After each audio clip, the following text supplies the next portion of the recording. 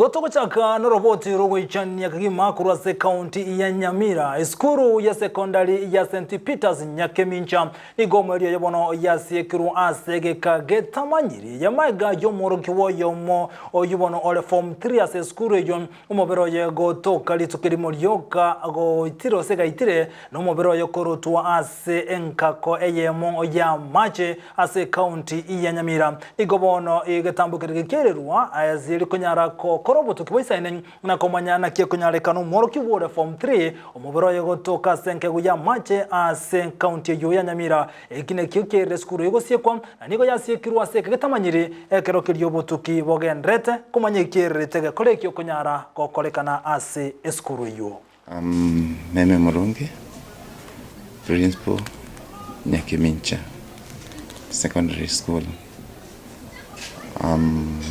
There is an incident that happened of one of our students who was found at the river end.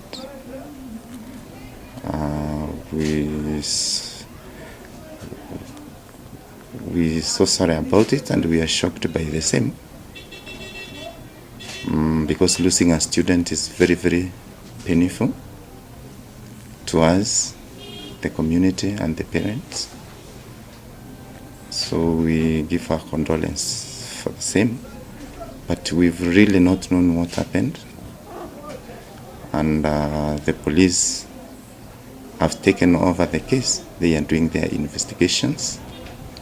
Yesterday, quite a team, a number of teachers and students did their statements, and today another group is going to do their statement to simply establish what happened. Between when the boy was in the dorm, or when the boy was seen around, and when he was found, the body was collected at the river. So for now, we want to ask members of the public, the stakeholders, they remain patient until the investigations are